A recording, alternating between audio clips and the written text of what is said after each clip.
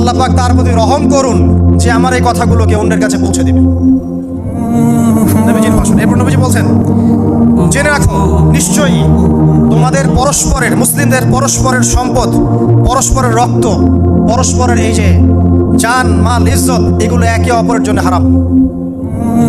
মুসলিমদের পরস্পরের রক্ত, পরস্পরের ইজ্জত সম্মান একে অপরের জন্য হারাম, এর হানি করা একে অপরের জন্য হারাম। ঠিক যেমন আজকের এই দিন হারাম, এই শহর হারাম, এই মাসও হারাম। নবী করিম সাল্লাল্লাহু আলাইহি ওয়াসাল্লাম বলছিলেন, জেনে রাখো তিনটা বিষয়ে যেন তোমাদের অন্তর কখনো খেয়ানত না করে।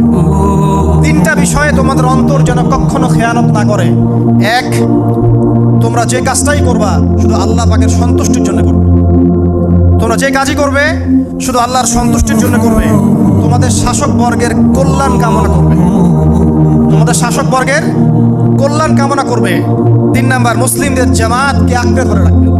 মুসলিমদের ইউনাইটেড কমিউনিটিকে আঁকড়ে ধরে থাকবে। এই তিনটা বিষয় পালনের ক্ষেত্রে তোমাদের অন্তর যেন খেয়ানত না করে।